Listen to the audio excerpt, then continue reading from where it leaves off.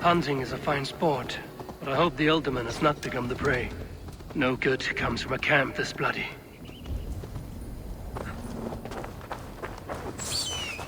They were caught off guard as they supped. The remains of the hunting party. This one was savaged by a large animal.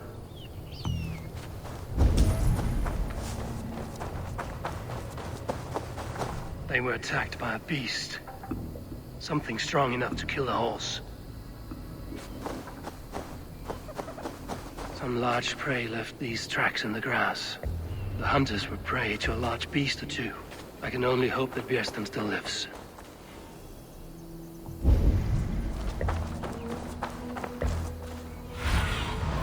Show me.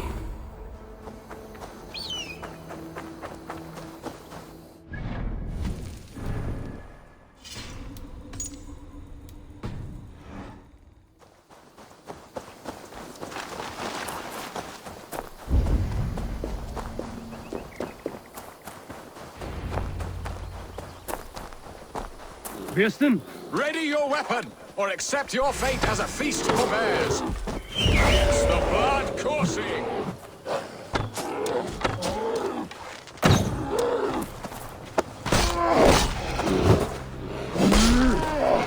Surrender! This is one Saxon you won't kill today. Ha!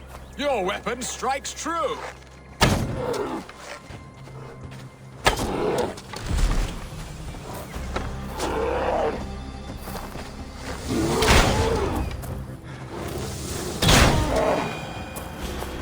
Well fought, friend. I would not have survived this ambush without you. You have my gratitude to stumble upon me in my moment of greatest peril. Perhaps you were God-sent. I'm Aelfred sent. Your wife and the Thanes of Essex both want your balls on a blacksmith's anvil. When do they not? You could return and report that the savage claw took me. Poor Björsten, his exit pursued by a bear. And make the beast Lord of Essex in your stead. No doubt my Aelfred would prefer his velvet paws to my calloused hands. So, who are you? A sellsword?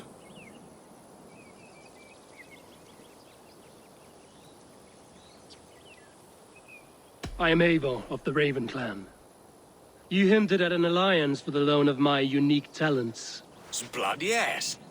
Let us return to Colchester at once, and we'll speak more of the delicate matter on my mind. I'm glad you answered my summons. I did not expect such a skilled fighter. It's good I came when I did. We lost many men on this hunt. Good men, all. They will have the proper rights, and their families will be cared for. Your people sacrificed much for your sport. They did. There is no balm for my tortured heart. Why did you ask me here? Do you believe in true love, Eivor? I have loved. But have you truly? Has a longing burned in your breast, a sweet, lingering pain, paralyzing you with its sting? There's pain enough in battle. I do not seek it out in love. I long for it. The thrill of a fight softly won. My wife Aelfred lacks fire. She is a fish out of water, cold and dead. She showed great passion when I met her, keeping your Thanes in check. Oh, they love her.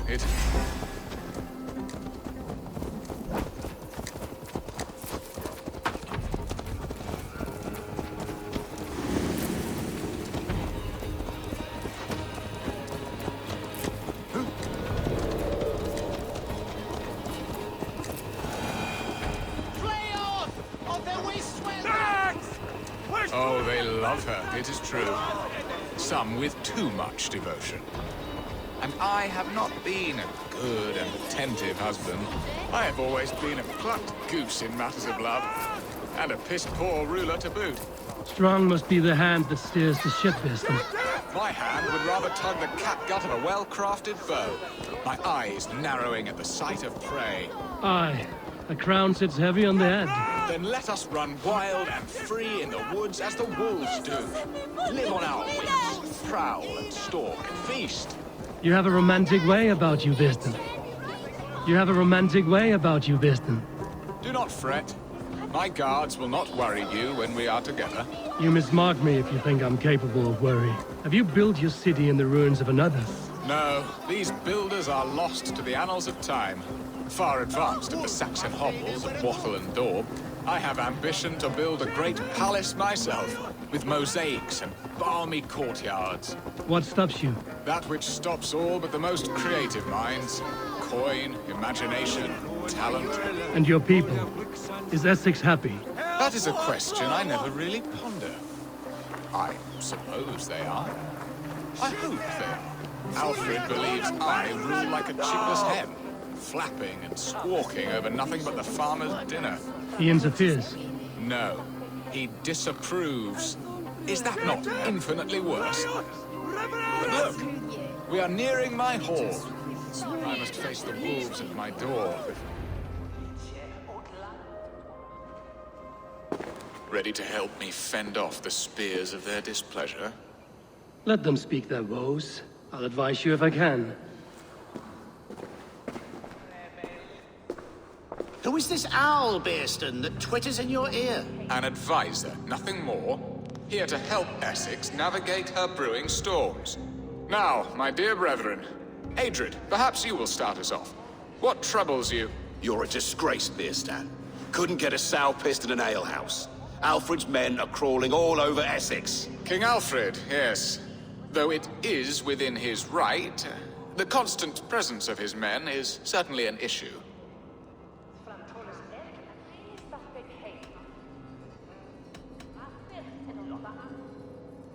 Are they men or babes? If Aelfred meddles in the affairs of Essex, send his men home in shrouds. Ah, we should challenge his right to rule. Was not Essex once a thriving kingdom of its own? We should fight, yes, fight! And you, Wyatt, what do you say? Your preparations for the Lammas festival.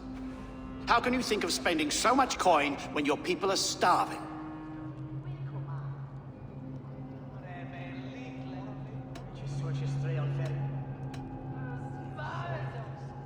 He should put his own ham fist in his purse and contribute coin to the festival. Yes, you worry about the cost of such a festival, one that thanks God for our great harvest. Contribute your own coin, then. And Aldrich, do you yap like a she-hound as Aedred does? You know my thoughts, Bearston. They're feared. How can we give men to Aelfred for his wars when our harvest suffers day by day?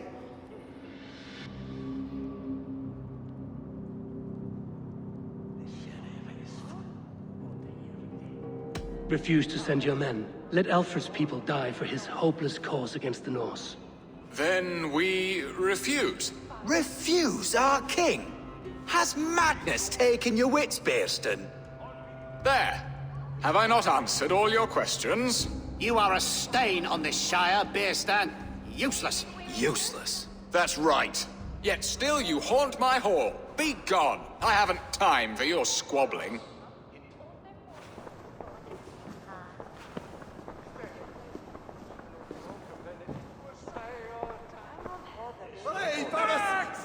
That ceased their prattling.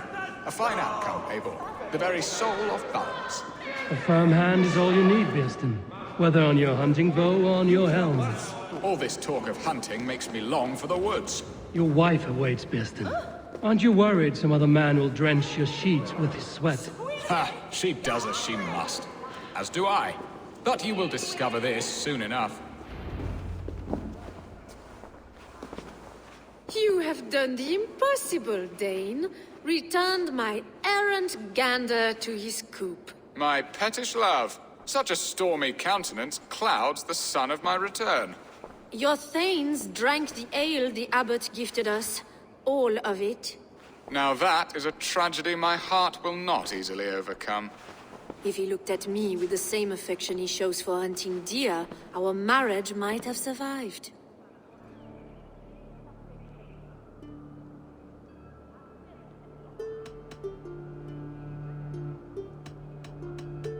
Essex seems at odds with itself. Have you called me here to fix the many problems I've already seen today? No, no, I would not inflict the infighting of my thanes upon you, Eivor. Our matters are more delicate.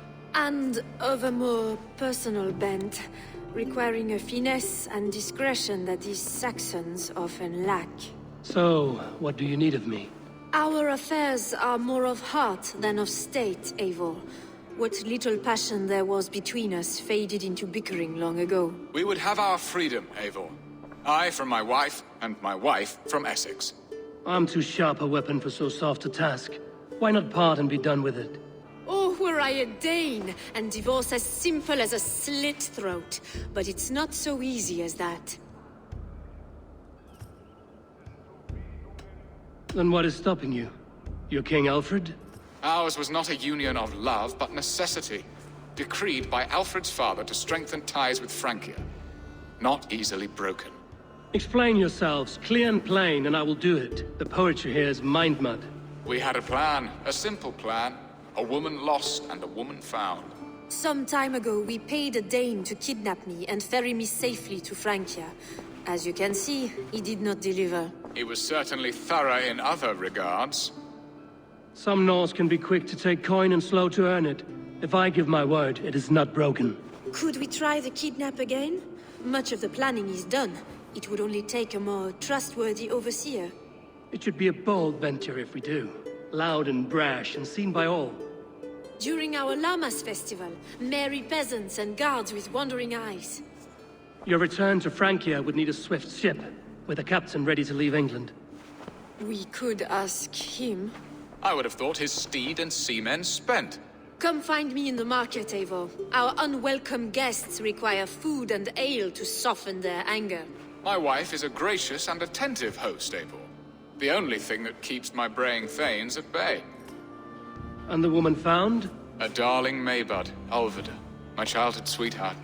I left her 20 years ago in Malden to marry my prickled pear. 20 years. Can an ember so cold be reignited? We can hope. You must fan the flame. Find her, bring her to my lakeside cottage, and light a bonfire there. I will know to come. I believe she lived in the last house in Malden. A small, sweet place where fond memories were made. I will do as you both ask, and ask Freya for success in this love game. Good luck in your endeavors, Eivor. I pray you find my Alvida with a fair face and a yearning heart. Now, should I look for Alvida first? I'll meet with Estrid at the marketplace. She will remember me, won't she? Yet what if she's married already? Or buried in the cold clay earth? No, I must not think on it.